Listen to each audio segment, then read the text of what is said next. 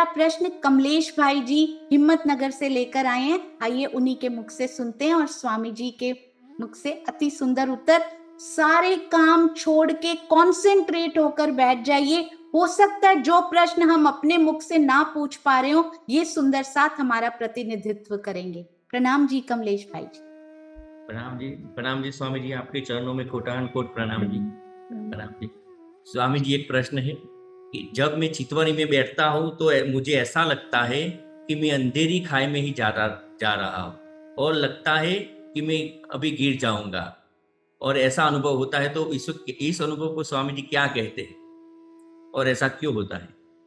आमतौर पर जब हम आंखें बंद करते हैं तो बाहर अंधेरा छा जाता है, क्योंकि आंखें किसी को देख नहीं पाती। सोते समय भी आंखें बंद करते हैं तो अंधेरा ही दिखाई देता है। लेकिन यह अंधेरा जो हमारी आंखों को बंद करने के कारण होता है, यदि हम आंखें बंद करके उस प्रीतम की छवि को देखने का प्रयास करें तो उजाला होता है। जब तक हम बाहर के जगत को देख रहे होते हैं तो हमारे अंदर में अंधेरा होता है, और जब बाहर अंधेरा करके मतलब संसार को देखना बंद करके अपने अंदर देखने का प्रयास करते हैं तो अंदर उजाला होता है और प्रीतम की छवि चमकती है। जब चितवनी में आप डूबते हैं तो स्वाभाविक ही है कि चारों तरफ कुछ दिखेगा नहीं, क्योंकि अब तक तुम बाहर के संसार को देख रहे थे।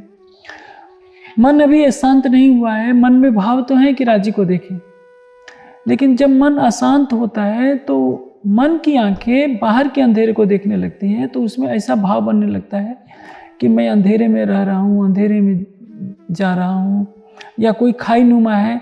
ये पुराने संकल्पों के अनुसार, क्योंकि मन के साथ चित्त जुड़ा हुआ है। आपके चित्त क्या है?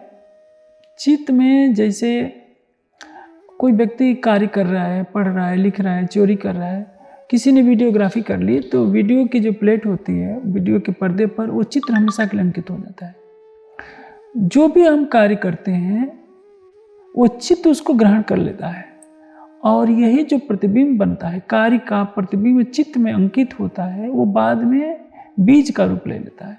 जैसे कोई व्यक्ति चोरी करता है, इस जन्म में नहीं किया, पिछले जन्म में किया, तो पिछले जन्म में जो चोरी किया है चित्त ने उसको ग्रहण कर लिया है, चित्त में अंकित है।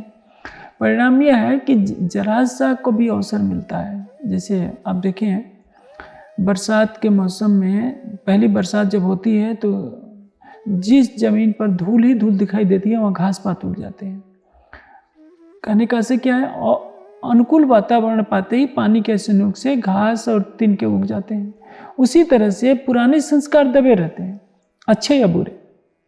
जब बुरे संस्कार जब बुरा व्यक्ति कोई मिलता है तो बुरे संस्कार हमारे ऊपर हावी हो जाते हैं और हम बुरे कार्य करने के लिए विवश हो जाते हैं।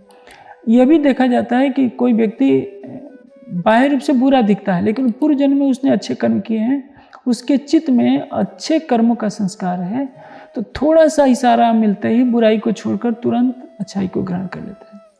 तो ये जो खाई में गिरने का जो भाव आता है, ये मन के भावों के अनुसार ऐसा आपको प्रतीत होता है।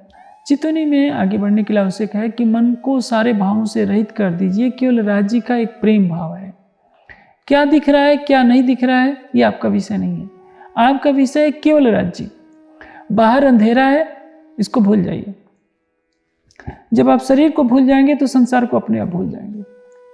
जब तक आपको शरीर की अनुभूति होती रहती है तब तक संसार कहीं ना कहीं हमारे मन में बसा रहता है, क्योंकि पूरा ब्रह्मांड क्या है, सूक्ष्म रूप से आपके शरीर के रूप में। देखिए, ब्रह्मांड में 5 तत्व हैं, मन बुद्धि अहंकार है, अष्टधा प्रकृति, जो कुछ है वो सब कुछ आपके शरीर के अंदर है। इसलिए ये शरीर एक इस ब्रह्मांड का एक छोटा सा रूप है। इस शरीर से परे होना आवश्यक है। जो शरीर से परे हो गया, शरीर से परे होने का मतलब देहाध्यास की प्रतीति न होना। आप ध्यान में बैठे हैं तो इस मिट्टी के पुतले को तो भुला ही दीजिए कि आप हैं। आपका क्या है, शुद्ध ब्रह्मात्मा है। जब ब्राह्मी भाव में आ जाएंगे, परात्मा के भाव में आप रहेंगे, तो आपको ये सब दिखना बंद हो जाएगा। अभी आपकी अवस्था जो चल रही है शरीर की प्रतीति की अवस्था, कभी हाथ का भाव आ जाएगा कि मैं ऐसे बैठा हूँ, कभी कमर में दर्द हो रही है, कभी कुछ। जब तक ये चीज़ें रहेंगी तब तक ऐसे विचार आते रहेंगे कि मैं खाई में गिर रहा हूँ, या अंधकार में भटकता जा रहा हूँ, या हवा में उड़ता जा रहा हूँ। इन सारे ये मन के द्वंद्व हैं, इन सबसे ऊपर होना आवश्यक है। और इसके लिए आप एकाग्र मन से चितवनी का प्रयास कीजिए। आप की उंगली भी 1 मिलीमीटर भी इधर उधर ना खिसके, बिल्कुल पत्थर की मूर्ति की तरह। योग दर्शन में क्या कहा गया है कि बिल्कुल ऐसे मुड़े, ऐसे बैठे, स्थिर सुखम आसनम, स्थिरता पूर्वक, अचलत्तम सापेक्ष। अचलत्तम सापेक्ष क्या कहा गया है? अपेक्षाकृत अचल होना। जैसे पर्वत भी अचल है, लेकिन वो कभी नहीं 1 मिलीमीटर भी हिलता नहीं है। हम तो ऐसे नहीं हो सकते, लेकिन पर्वत की अपेक्षा, मतलब जो हम स्थिर रहें, तो जो चलमान पदार्थों की अपेक्षा स्थिर हो जाए, और पर्वत की अपेक्षा कुछ कम, अर्थात मध्यम स्थिति में रहें। जब हम बैठे चितवनी में तो ऐसा समझ लें कि कोई मूर्ति बैठी। जब यह अभ्यास करेंगे तो शरीर का भाव हटता जाएगा, शरीर का भाव हटते ही ब्रह्मांड का भी भाव हट जाएगा।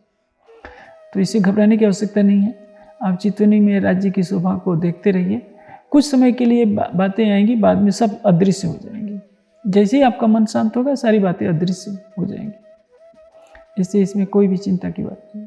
आइए सुंदर साथ जी, अगला प्रश्न कावेरी पटेल जी, मुंबई सुंदर साथ जी के द्वारा। कावेरी पटेल जी। प्रणाम जी।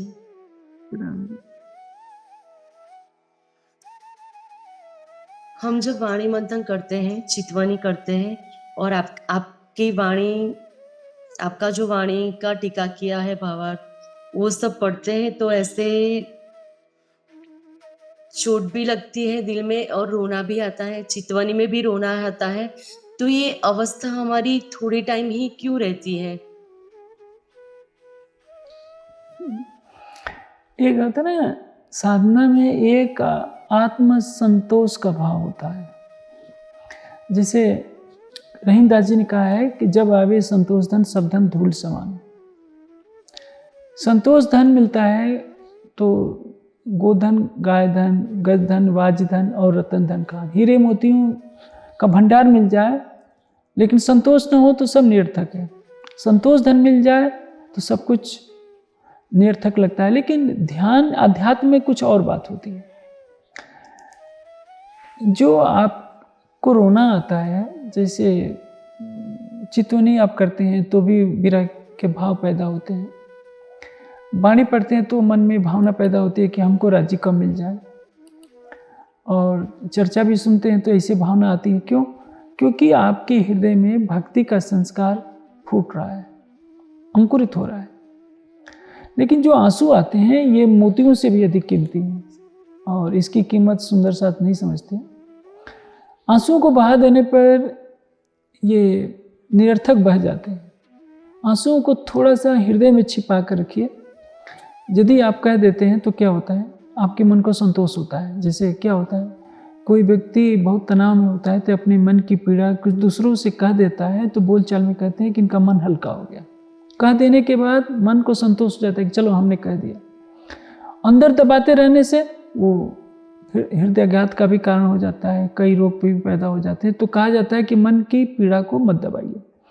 लेकिन प्रियतम के प्रेम की पीड़ा को दबाने के लिए मैं कहूँगा, संसारिक कष्टों को मत दबाइए, संसारिक कष्टों को कह दीजिए। लेकिन विरह में जो पीड़ा हो रही है राज्य को, आप उसको कहते मत फिरिए, क्योंकि वो आपके हृदय का एक अनमोल मोती है जिसकी कीमत संसार में कोई भी दे नहीं सकता। जब चितवनी में बैठते हैं तो स्वाभाविक है कि हृदय राज्य की तरफ प्रवाहित होना प्रारंभ करेगा, जिसको कहते हैं पिघलना। पिघलना तो उसको कहते हैं जो एक शुष्क पत्थर सा बना था बर्फ की चट्टान के रूप में, और पिघल नहीं रहा था। राज्य के ज्ञान की गर्मी ने उसको पिघलने के लिए विवश कर दिया। अब वो हृदय चितवनी में बैठकर राज्य को देखने के लिए तड़प रहा है। लेकिन उसका एक संस्कार है, कुछ समय तड़पेगा, लेकिन पहले तो नहीं तड़पता था। तो उसकी एक शक्ति है। जैसे मैं आपको एक दृष्टांत देता हूँ। किसी से आपके विद्यार्थी जीवन की बात देखिए। बचपन में आप किशोर अवस्था में कॉलेज जाते होंगे, 17-18 साल की अवस्था में, किसी से घनिष्ठता होती है तो उसकी थोड़ी याद आती है, कुछ दिन बीत जाते हैं, महीने बीत जाते हैं तो और ज़्यादा याद आती है, और साल 2 साल उसके साथ कॉलेज में पढ़ते हुए बीत जाता है तो लगता है कि एक दिन भी उसके बिना गुजरेगा नहीं। आप वही व्यक्ति हैं, जब वो व्यक्ति सामने पहली बार मिला था तो आपने ज़्यादा ध्यान नहीं दिया था, आपके हृदय में उसके लिए कोई विशेष स्थान नहीं था। जैसे जैसे आपके हृदय में वो बसता गया, आप उसके बिना रह नहीं पा रहे। तो वैसे ही है, ये प्रारंभिक अवस्था में ऐसे ही होगा, क्योंकि राज्य को आप 1 घंटा या चितवनी के लिए आप 2 घंटा बैठते हैं तो मैं समझता हूँ 1 घंटा तो आसन को स्थित होने में लगेगा। मन आसन, जो तन का आसन है वो तो आप 5 मिनट में सीधा बिल्कुल बैठ जाएंगे, लेकिन मन भागना प्रारंभ करेगा। मन को स्थिर होने में कम से कम 1 घंटा लगेगा ही। और थोड़ी देर के लिए मन लगा, फिर स्थिर हुआ, फिर लगा, फिर स्थिर हुआ, क्योंकि मन भागता रहा है। जैसे कोई बच्चा है, उसको पढ़ने के लिए जब कहा जाता है तो पढ़ना पसंद नहीं करता, लेकिन जब पढ़ाई का रस मिलने लगता है तो उसको कहा जाता है कि ये काम कर दो, तो कहेगा कि नहीं, मुझे पढ़ाई करनी ज़रूरी है। वो रोने लगेगा लेकिन पढ़ाई नहीं छोड़ेगा। पहले पढ़ने के लिए रोता था, अब पढ़ाई छोड़कर काम करने के लिए रोता है कि मुझे काम ना करना पड़े, मुझे दिन रात पढ़ना पड़े। उसी तरह से जिसको प्रीतम के प्रेम की ललक लग गई है, यदि सारे ब्रह्मांड का राज भी दिया जाए, कहा जाए कि ये चितवनी करना छोड़ दो तो वो नहीं छोड़ेगा। और जिसको संसार की ललक लगी है, उसको रात दिन कहिए कि अरे भाई थोड़ा राज्य का ध्यान कर लो, कहेगा कि काम इतने कौन करेगा, इतना परिवार चलाना है, इतना समाज चलाना है, संसार में रहना है, वो कोई ना कोई बहाना बना देगा, क्योंकि हृदय में वो प्रेम की तड़प नहीं है। तो अभी जो आपका द्वंद्व चल रहा है, क्योंकि अब आप चितवनी करती हैं तो कुछ समय के लिए भाव है, अभी भक्ति का जो पात्र है विरह के रस से अभी पूरी तरह से भरा नहीं है। जब भर जाएगा तो 24 घंटे इच्छा करेगी कि राज्य में डूबे रहें, नहीं तो अभी संसार का प्रवेश ज़्यादा है, अंधकार ज़्यादा है, प्रकाश कम है, तो इसमें भावना होती ही है। और जो आपको विरह की पीड़ा होती है उसको जितना छिपाएंगे तो और बढ़ेगा, और बता बता करके खर्च कर देंगे तो पूंजी खत्म हो जाएगी, तो फिर विरह आना भी बंद हो जाएगा। यही होता है, बहनों का नुकसान यही होता है। बहनें आगे क्यों नहीं बढ़ पाती हैं? थोड़ी सी अनुभूति हुई तो ढिढोरा जरूर पीट रहा है, थोड़ी सी राज्य की याद आई तो 10 सहेलियों से जरूर कहेंगे कि आज राज्य के बिना मुझे नींद नहीं आ रही थी, मेरे अंदर इतना विरह है, इतना विरह है। इसमें नुकसान अपना होता है, क्योंकि एक अहं का पर्दा होता है कि मैं राज्य से इतना प्रेम करती हूँ, राज्य का इतना विरह है। विरह और प्रेम में जहाँ अहं की दीवार खड़ी होती है वहाँ ही प्रेम भी चला जाएगा और विरह भी चला जाएगा, क्योंकि विरह प्रेम के मार्ग पर वही चलता है जो अपने अस्तित्व को मिटा दे, जो स्वयं को मिटाना नहीं जानता, जो अपने पद प्रतिष्ठा आयु या सामाजिक स्तर को देखता है, वो कभी प्रेम के मार्ग पर चल ही नहीं सकता। प्रेम और विरह तो वही करेगा ना जो स्वयं के अस्तित्व को समाप्त कर देगा। ये राजी ने ब्रज में करके दिखाया। मैंने कई बार चर्चा के प्रसंग में वो बात कही है कि रसखान जी कहते हैं कि शेष महेश गणेश दिनेश सुरेश जाऊँ निरंतर गाए, ताई अहिर की छोरिया छछियावर छाछ पर नाच मचाए। शिखर जी के तन में, जिस तन में राज्य का आवेश विराजमान है, वो गोपियों की एक कटोरी मक्खन के लिए छछियावर छाछ पर नाच नचाए। गोपियाँ कहते हैं कि नाच कर दिखाओ तो हम तुम्हें छाछ देंगे। उसके लिए वो नाचता है। उनको क्या आवश्यकता है? उनको क्या, उनको उनके घर गाय नहीं थी, कृष्ण जी के घर सब कुछ था, लेकिन वो प्रेम है, वो गोपियों के ऊपर स्वयं को मिटा चुका है, इसलिए वो नाचता भी है, सब कुछ करता है। देखा जाए तो सुंदर साथ 5000 की जमात पन्ना जी में श्री जी के चरणों में आती है, सेवा करती है, सब करते हैं, लेकिन उनको जगाने के लिए कौन चला? जिस तन में अक्षरातीत बैठे वह तन गांव गांव नगर नगर स्वयं जाता है, धूप शीत वर्षा के साथ कष्ट झेलता है। वो तन सब सुंदर साथ तो बस साथ दे रहे हैं, तभी तो कहा जो पीछे दोस्ती करो तो भी मेरे सच्चे यार। तो सुंदर साथ पन्ना जी में आकर श्री जी को कोई पंखा कर रहा है, कोई भोजन दे रहा है, कोई चरण दबा रहा है, कुछ कुछ कर रहा है, सेवा तो कर रहे हैं, लेकिन उनको पता नहीं कि उनकी सेवा से कई गुनी तन की सेवा राजी पहले कर चुके हैं। राज्य सबको देख रहे हैं, इसलिए उनको जगाने के लिए वो जगह जगह जा रहे हैं। कोई सुंदर साथ अपने आप भाग करके नहीं आ रहा। केवल एक केशवदास जी को थोड़ी सी रेवादास के माध्यम से जानकारी मिली तो वो भाग करके दिल्ली आए थे, नहीं तो श्री जी मस्कत जाते हैं, अब्बासी जाते हैं। तो आपको घबराने की ज़रूरत नहीं है, आप प्रेम में लगे रहिए। जैसे जैसे आपका प्रेम बढ़ता जाएगा वो आपका प्रेम अस्थायित्व को ग्रहण करता जाएगा। तो हमेशा इच्छा करेगी कि राज्य में डूबी रहूं और सब कुछ करने की इच्छा नहीं रहेगी। इससे घबराने की ज़रूरत नहीं है। सागर के किनारे खड़े होकर लहरें आ रही हैं माया की, उससे प्रभावित न होइए, पैरों को जोर से दबाए रखिए, आप चितवनी करते रहिए। जैसे आपका प्रेम का बल, जब समर्पण का बल अधिक हो जाएगा तो ये उठते बैठते सुपन सो जागृत दम न छोड़े मासूक को जाके असलक निस्बत वाली स्थिति प्राप्त हो जाएगी। आइए चलते हैं अब हमारे एक युवा सुंदर साथ जो कॉलेज जाते हैं, उनके दिल में क्या प्रश्न आ रहे हैं। वरुण कपोपरा जी, सूरत सुंदर साथ जी। प्रणाम जी वरुण बेटा, प्रणाम जी। प्रणाम जी स्वामी जी एवं हमारे प्यारे सुंदर साथ जी, प्रणाम जी। मेरा प्रश्न टाइम मैनेजमेंट रिलेटेड है। जैसे कि मैं स्टडी करता हूँ और सेवा करता हूँ। जब सेवा करता हूँ तो मेरे से स्टडी नहीं हो पाती और स्टडी करता हूँ तो मेरे से सेवा नहीं हो पाती। तो आप उसका हल बताइए कि तो मैं आगे जो मैं करता हूँ तो कर सकता हूँ ऐसे। आप आयु की जिस अवस्था में है उसमें अध्ययन अनिवार्य है, क्योंकि यही जीवन की नींव होती है। यदि इस उम्र में अध्ययन नहीं करेंगे तो आने वाला जो ज्ञान का भवन है वो कमज़ोर पड़ जाएगा। सेवा भी आवश्यक है और अध्ययन भी आवश्यक है, इससे दोनों में सामंजस्य बना लीजिए। आप निश्चित अपने मनोबल को दृढ़ कीजिए कि इतना घंटा हमें पढ़ना ही है, इतना घंटा हमें सेवा ही करनी है। पढ़ाई के लिए शाम के 6 बजे से लेकर के 10 बजे तक का समय है। प्रातःकाल उठ जाइए, 2 बजे 3 बजे उठ, 10 बजे उठ करके आप 3 बजे उठ जाते हैं, 5 घंटे की निद्रा बहुत है। 5 से 6 घंटा ध्यान 6 बजे तक ध्यान करके 6 बजे से आप 8 बजे तक 7 बजे तक कुछ पढ़िए, फिर सेवा कर लीजिए। जैसे आप उदाहरण के लिए जब आप भोजन करते हैं तो कभी अटकने की संभावना हो, कभी कुछ मिर्च वाली चीज़ खा ले, तुरंत पानी पी लेते हैं। क्यों? क्योंकि आपको पता है कि पानी की आवश्यकता है।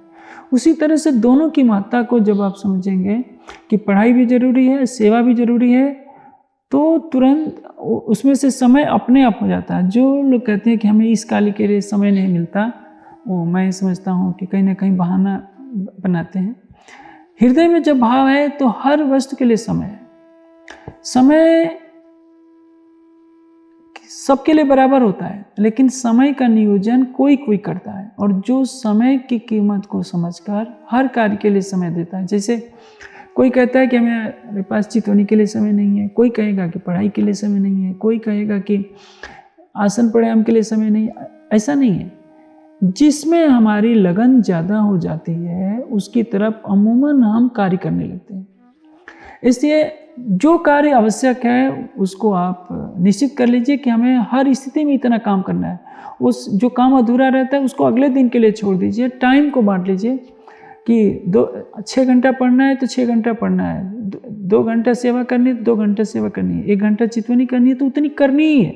अब उसमें कोई समझौता ना कीजिए।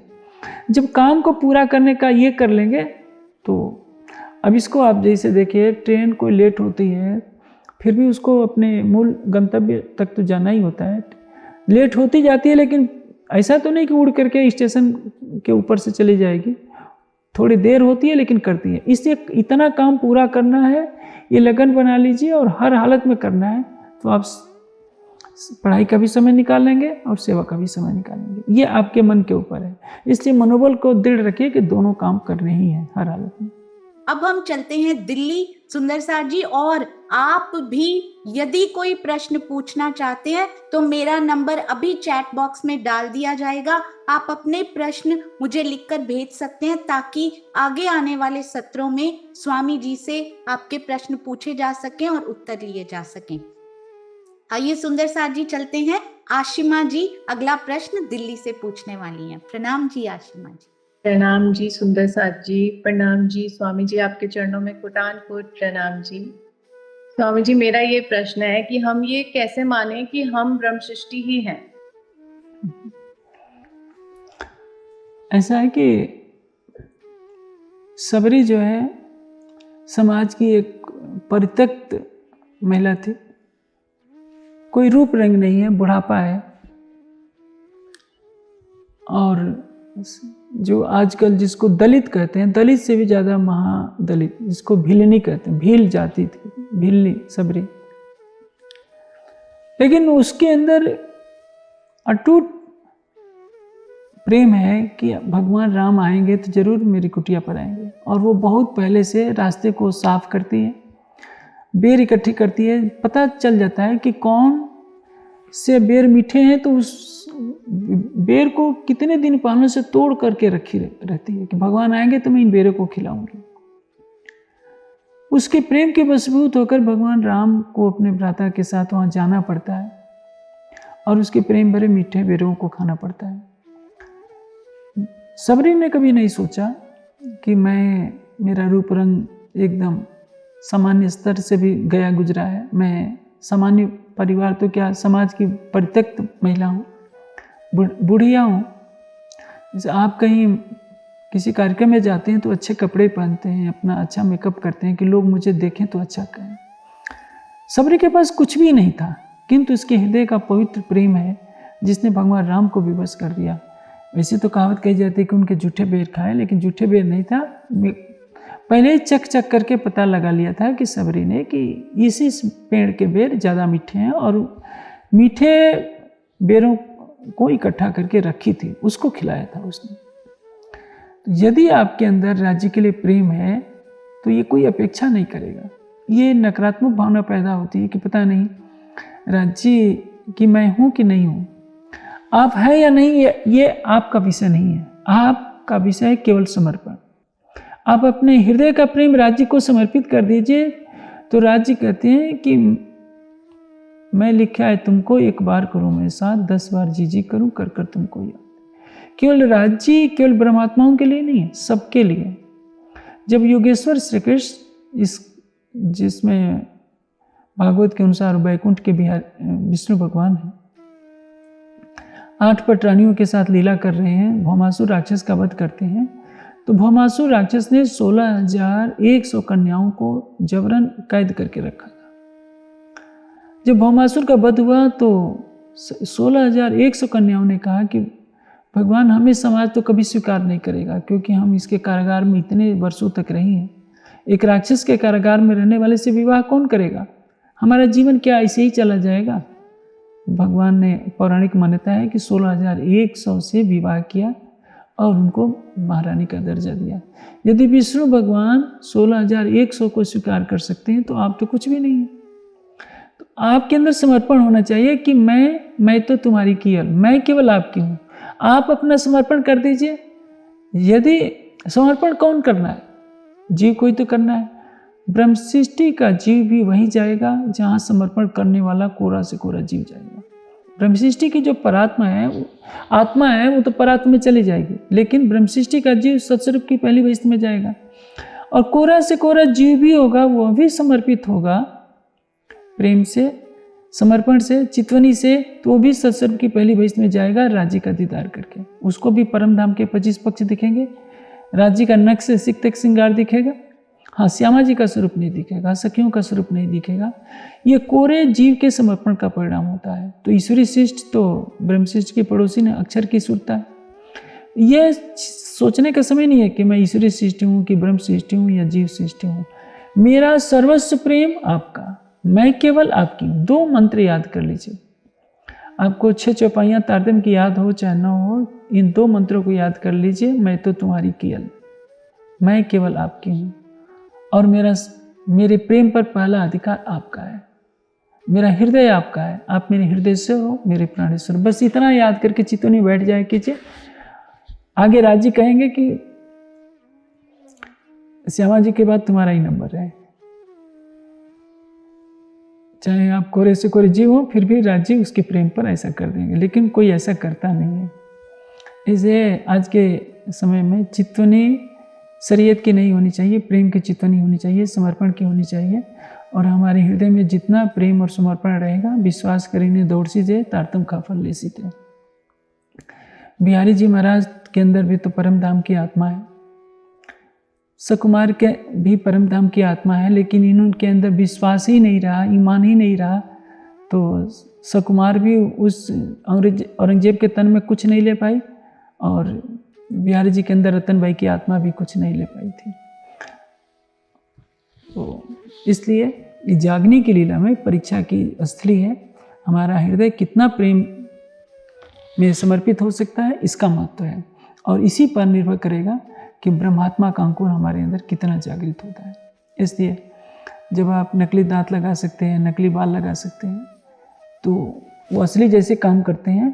तो समर्पण का चोला पहन लीजिए, आप सचमुच में ब्रह्म सृष्टि बन जाएंगे, नहीं भी होंगे तो भी बन जाएंगे, क्योंकि आपका जीव समर्पण के द्वारा ब्रह्मात्मा का रूप धारण करके ससुर की पहली भैंस में तो खड़ा हो ही जाएगा।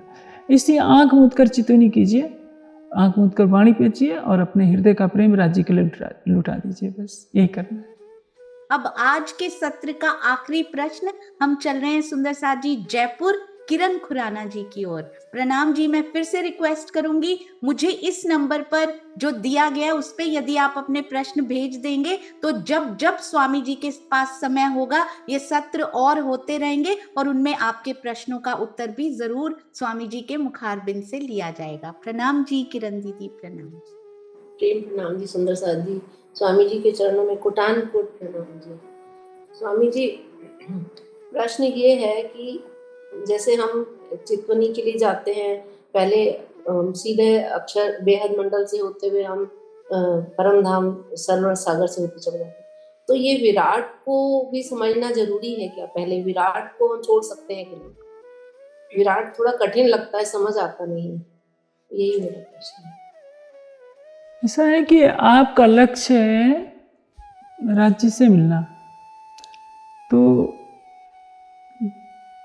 जैसे मान लीजिए कि मैं कमरे में बैठा हूँ, आप मेरे से मिलने के लिए आ रही हैं, आप दरवाजे पर खड़े होकर के देखने लगे कि दरवाज़ा कक्ष का कितना लंबा चौड़ा है, कौन सी लकड़ी लगी है, किस कारीगर ने बनाया है, तो इसमें उलझने से कोई फ़ायदा नहीं। आपको इतना जानना है कि चलते समय दरवाजे के दोनों जो किनारे हैं उसे टकराना नहीं है, साफ देख करके बस चलते जाना है। लक्ष्य तो आपको मेरे से मिलना है। उसी तरह से यदि आप 1 घंटे की चितवनी करते हैं तो 2 मिनट में कालमाया योगमाया को पार कर लीजिए, बस इतना ही करना है। संकल्प कीजिए कि मेरी सुरता कालमाया के ब्रह्मांड में है, 14 लोक निराकार को पार कर बेहद मंडल में पहुंच गई, ब्रजराज को देखते हुए सबलिक केवल सत्स्वरूप से होते हैं यो सरोवर सागर किनारे खड़ी हो गई। इतना तो कर ही सकते हैं, 2 मिनट भी नहीं लगे ऐसा करने में। बस इतना जानकारी तो मैं समझता हूँ कि 10 साल के बच्चे को भी हो जाएगी कि 14 लोक निराकार को बस पार कर लिया, बस संकल्प हो गया, आपने वैराट समझ लिया। आगे तो बेहद मंडल है, उसमें भी केवल ब्रजराज का 1 सेकंड के लिए भाव लीजिए, ये ब्रज है, रास है, आगे केवल और सत्स्वरूप, बस 1 मिनट में सब कुछ हो गया। कालमा युगमय आपने पार कर लिया और सरोवर सागर पहुंच जाइए, इसमें कोई समस्या नहीं है। आपको बस भाव लेना है, क्योंकि सुरता आई है तो सुरता को ये भाव लेना पड़ेगा कि मैं कालमाया युगमाया को छोड़कर परम धाम में प्रवेश कर रही हूँ, बस इतनी आवश्यकता है। और मुझे लगता है कि इसमें आपको कोई भी परेशानी नहीं होगी। यानी वैराट को अच्छे से समझना, उसकी गहराइयों में कौन सी शक्ति कहाँ बैठी है वो जरूरी नहीं है। नहीं, ऐसा है, वैराट को जो पहले से जो वैराट की किताब चली आ रही है, ये सृष्टि विज्ञान वर्णन, वो भागवत के आधार पर, उसमें बहुत सी गलतियां हैं।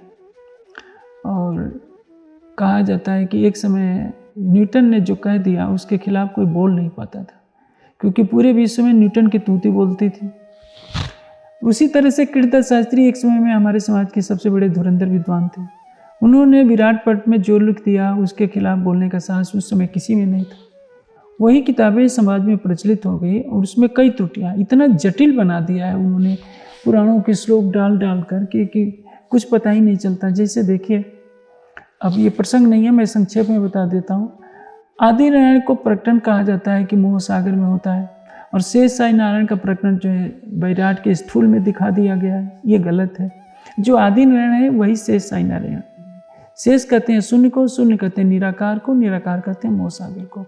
तो तो कोई भी भ्रमित हो जाएगा कि शेष साई अलग हैं और आदिनारायण ये अलग हैं। ये पुराणों में विकृतियां हैं और उन्हीं को 19 श्लोकों को जैसे का तैसा लिख दिया गया। अब जैसे अष्टावरण ही है, तो पृथ्वी के ऊपर जो 14 लोक के ऊपर 8 आवरण कहे गए हैं, तो 5 तत्व और मन बुद्धि अहंकार। अब 14 लोक में जैसे जो ऊपर के लोक हैं, भूअर लोक, महर लोक, जन लोक, तप लोक, सत्यलोक, ये तो सूक्ष्म लोक है। पृथ्वी लोक है, स्थूल लोक है। जो बैकुंठ है, ब्रह्मलोक जिसको कहते हैं, ब्रह्मलोक स्वतः आंखों से दिखाई नहीं देता, तो उसके ऊपर पृथ्वी तत्व का आवरण कहाँ से आ जाएगा? पृथ्वी, जल और अग्नि तत्व का आवरण नहीं आ सकता। वायु और आकाश तत्व का तो आवरण मान सकते हैं। इसलिए 14 लोक के ऊपर ये अष्टावरण नहीं कर सकते हैं। 14 लोक के ऊपर ये पृथ्वी, जल और अग्नि 3 को हटाना पड़ेगा, तब उसके मान सकते हैं, तब तो चल जाएगा। इसलिए कई त्रुटियां हुई हैं, जैसे अतल, वितल, सुतल, तलातल, ये सब पृथ्वी लोक के, पृथ्वी पर के जो समुद्र के किनारे के भाग हैं, वे सभी 7 पाताल लोक कहे जाते हैं। ऐसी ऐसी भ्रांतियां हैं जो ब्रह्मांड रस किताब में ये सारी बातें लिखी हैं, उसको पढ़ लेंगे तो सरल हो जाएगा। और ये उन्मनी शक्ति, अनिवर्चनीय शक्ति, तुच्छा शक्ति, ये सारी कुछ वृत्तांत मुक्तावली में वर्णन है। और वृत्तांत मुक्तावली में पुराण संहिता के श्लोकों का कई जगह पर जैसा का तैसा अनुवाद कर दिया गया है। इसलिए जो ब्रह्मांड रहस्य के माध्यम से आप कुछ दिनों में, 1 हफ्ते में पूरा विराट समझ में आ सकता है। लेकिन इन किताबों को पढ़ने पर तो मैं समझता हूँ लोग महीनों महीनों लगा देते हैं, पूरा विराट समझ में नहीं आता। तो मैं यही कहूँगा कि आप इस पर ज़्यादा ध्यान न दीजिए, लक्ष्य आप राज्य पर रखिए और चितवनी में 2 मिनट के अंदर काल माया योग माया को पार कर परम धाम में चले जाइए। और ब्रह्मांड रस, वैसे इसमें भी साइंस, वेद और वाणी दोनों को लेकर के लिखा गया है। 2, 3, 4 3 अध्याय उसमें भी कठिन है, लेकिन जो ज़्यादा डूबना चाहते हैं उनके लिए कठिन है।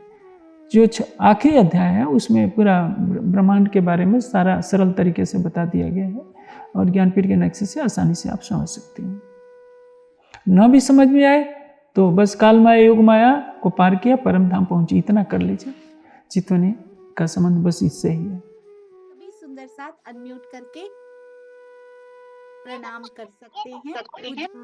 प्रणाम जी, प्रणाम जी, प्रणाम जी स्वामी जी, स्वामी जी, प्रणाम जी स्वामी जी, स्वामी जी, स्वामी जी, प्रणाम जी, स्वामी जी, प्रणाम, कोटि कोटि प्रणाम, प्रणाम जी, स्वामी जी, प्रणाम, स्वामी जी चरणों में कोटि प्रणाम जी, प्रणाम जी, स्वामी जी, प्रणाम जी, प्रणाम जी, स्वामी जी, 1 सेकंड, स्वामी जी, प्रणाम जी। सभी सुंदर साथ जी की ओर से स्वामी जी के चरणों में कोटान कोट प्रणाम जी। अधिक जानकारी हेतु हमारी वेबसाइट www.spjin.org पर आएं और हमारे YouTube चैनल को सब्सक्राइब करें। धन्यवाद।